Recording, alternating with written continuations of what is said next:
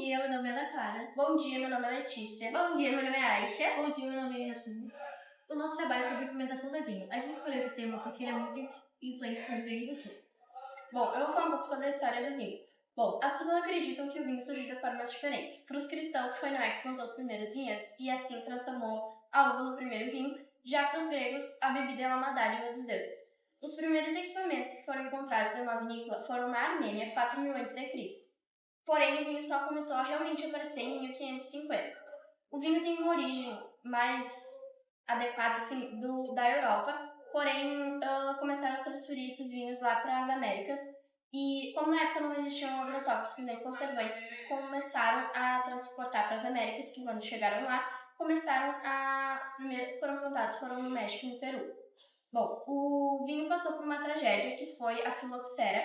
Isso aconteceu em 1863, que ela prejudicou principalmente os vinhedos grandes, que eram aqueles que mais produziam, e acabaram conseguindo salvar 10% desse N que eles tinham, que é muito pouco. Já aqueles vinhedos que estavam recém começando acabaram perdendo tudo.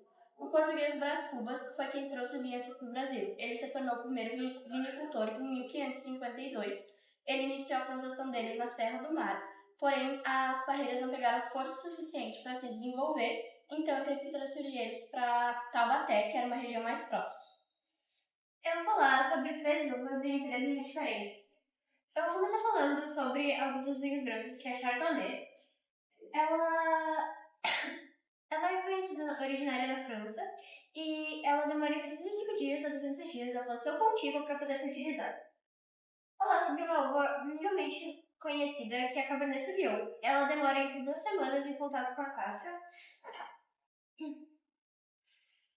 Os vinhos francês são um pouco diferentes. Eles são conhecidos por uma bebida mais estruturada e eu vou falar sobre a Grenache.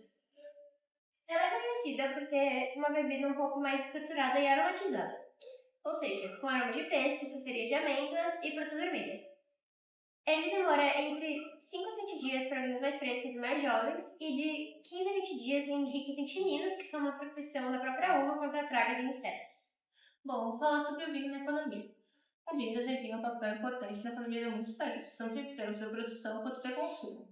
Porém, os subprodutos da uva, além do vinho, como conhaque e sucos, também têm uma importância importante na economia. Os 3 maiores produtores de vinho no mundo são a Espanha, a França e principalmente a Itália. O vinho na economia do Rio Grande do Sul. O Rio Grande do Sul é responsável por 90% da produção dos vinhos brasileiros total. E com essa maior procura dos vinhos brasileiros, tem ajudado muito na economia do Rio Grande do Sul. Porém, não é só na economia que o vinho é tão importante para o estado, mas também na própria cultura dele.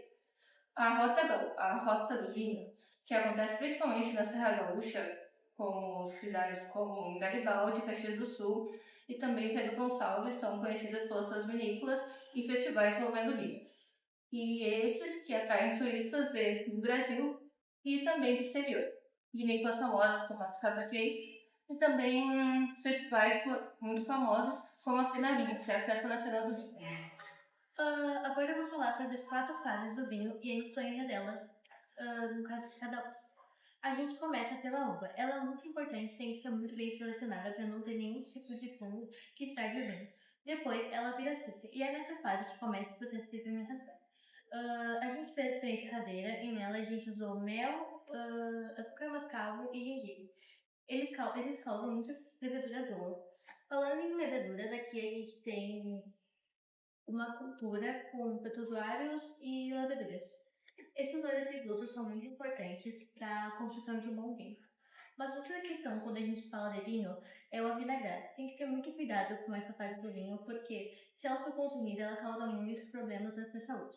Falando em saúde, especialistas indicam que tomar mais ou menos uma taça de vinho a cada 3 dias ou de em uma semana é muito bom e evita muitos problemas cardiovasculares e até mesmo problemas do coração e dos rins. Bom, aqui a gente tem uma geleia e o pão. O pão, ele pode ser fermentado de 2 tipos, com fermento do mercado, né, que a gente já compra pronta, e com fermento natural. Com fermento natural, ele demora cerca de 1 a 2 dias para ser fermentado, e assim depois conseguir botar no forno e conseguir produzir bem ele. Já com o fermento do mercado, tu consegue terminar ele em 1 dia no máximo. Bom, a gente fez a geleia com os restos do que para não ter desperdícios, então a gente optou por fazer a geleia para fazer um acompanhante do pão. Eu vou só falar sobre essas duas fotos que eu tirei quando eu era menor numa vinícola. Bom, são alguns produtos ofertados pela Vinícola Madem, localizada em Santana do Livramento. Essas são as entradas para a vinícola, esse é o convite, panfletos e também são as taças que eles utilizam para a degustação dos vinhos do local. Eu vou falar sobre um pouco como foi a experiência de fazer um vinho. Ela foi muito importante e muito rica, tanto para a construção do trabalho, quanto para a gente saber como seria fazer um vinho caseiro. As nossas roupas são todas sociais, que a gente está homenageando sommeliers, que são uma profissão extremamente importante para o vinho. E o cenário é todo inspirado naquela foto que imita uma vinícola rústica. Muito obrigado, esse foi o nosso trabalho, obrigado pela atenção.